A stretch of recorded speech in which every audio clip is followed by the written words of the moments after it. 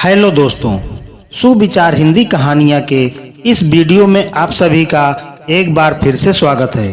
तो आइए शुरू करते हैं आज की कहानी, बहू से नफरत।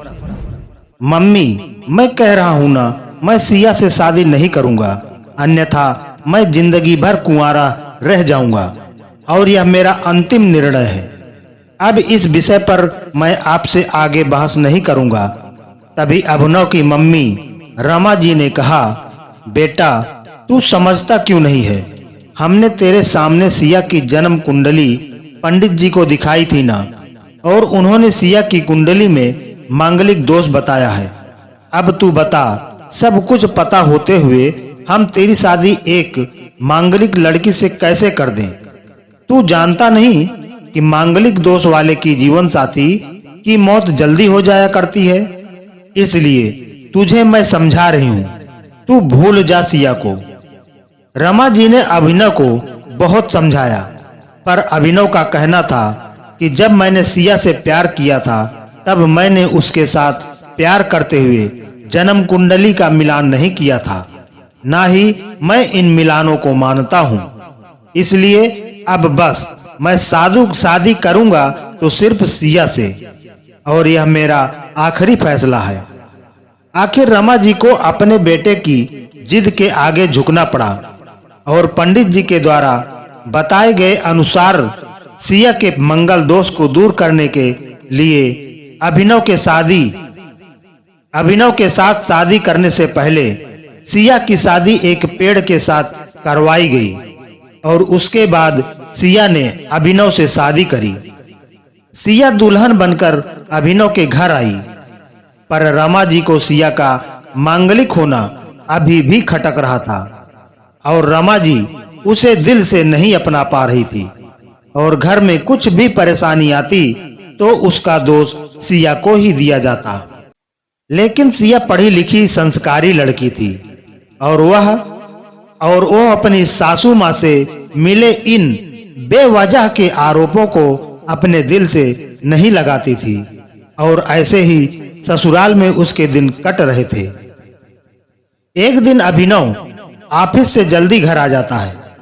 तब रमा जी ने उससे पूछा, बेटा आज जल्दी कैसे आ गया? तब उसने बताया, माँ आज सुबह से ही सिर में दर्द और बहुत कमजोरी आ रही है, इसलिए ऑफिस में काम करने की हिम्मत ही नहीं हुई मेरी। तब रमा जी ने कहा, चल बेटा जल्दी कर, हमें डॉक्टर के पास चलना चाहिए। तब अभिनव और रमा जी डॉक्टर को दिखाने गए। डॉक्टर को दिखाने के बाद मालूम पड़ा कि अभिनव को पीलिया हो गया है, और दोनों जैसे ही घर लौटे रमा जी ने घर को सिर पर उठा लिया और कहने लगी, जब से यह लड़की हमारे घर में आई है तब से हमारे घर में परेशानी और बीमारियां भी साथ में लेकर आई है। इसके कदम ही अशुभ हैं।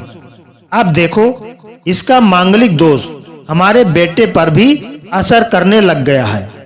कल को अगर मेरी बेटे को कुछ हो गया तो कौन जिम्मेदार होगा? तभी सिया ने कहा, मम्मी जी प्लीज, और कितना नीचा दिखाएंगी मुझे? आज तक मैं चुप रही क्योंकि पापा ने यही सिखाया था कि बड़ों के आगे ससुराल में जवाब मत देना, पर आज तो आपने हद ही कर दी है। अगर मैं आज नहीं बोली तो जिंदगी भर खुद को माफ नहीं कर पाऊंगी। मम्मी जी, अगर आप पंडित जी पर भरोसा नहीं करती तो उनके कहे अनुसार आपने सारी मांगलिक दोष निवारण की विधि क्यों करवाई?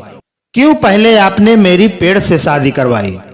दोष मेरा मांगलिक होना नहीं है, बल्कि दोष तो मेरा आपकी बहू होना है, क्योंकि घर में जाने अनजाने में कुछ भी परेशानी आती है उसको आप मुझसे जोड़ देती हैं, और जब कोई सास अपनी बहू से सिर्फ नफरत कर रही होती है तब यह बहू दोष बेटे बहू को नहीं, पूरे परिवार को परेशानी में डाल देता है। और इस बहू दोष से मुक्ति भी सिर्फ सास ही दिलवा सकती है। बहू को अपनी बहू माने, उसे दिल से अपनाए, उसे भी सम्मान दे, और यह महसूस कराए कि वह भी इस परिवार का सदस्य है। नहीं तो बहुदोष मांगलिक दोष से भी ज्यादा पीड़ादायक हो जाता है। सिया की कही हुई बातें रमा जी के दिल को झकझोर रही थी और उन्हें मन ही मन पश्चाताप भी हो रहा था। उस समय उन्होंने सिया को कुछ भी नहीं कहा। थोड़े दिन बाद अभिनव बिल्कुल ठीक हो गया और ऑफिस जाने लगा और 1 महीने बाद अभिनव की सैलरी भी बढ़ गई। तब उसने घर आकर इसका श्रेय सिया को दिया। तो रमा जी बोली, हाँ सही है बेटा, तू तो सारा श्रेय बहू को ही देगा। तेरी माँ का आशीर्वाद भी तो तेरी प्रगति के पीछे रहता है तेरे साथ। तू तो मुझे श्रेय देना भूल ही गया। तब अभिनव ने कहा, माँ इस बार सिया का मांगलिक दोष मुझ पर और न ही मेरी तरक्की पर नहीं लगा। और माँ जब हम बुरी परेशानियों का श्रेय सिया को देते हैं तो अच्छे कामों का श्रेय भी तो सिया को ही देना चाहिए। तो इसलिए आज का सारा सिया को जाता है। अभिनव ने हंसते हुए कहा। तब सिया बोली, अभिनव तो क्या तुम भी मुझे ऐसा समझते हो? तब अभिनव ने कहा, नहीं सिया, बिल्कुल नहीं, बल्कि मैं तो माँ को यह समझाना चाह रहा हूँ कि सुख दुख हमारे जीवन का हिस्सा है और कभी जीवन में खुशियाँ आती हैं तो कभी गम भी आते हैं। इसके लिए हमें परिवार के सदस्य या अपनी बहू को दोष देना उचित नहीं है।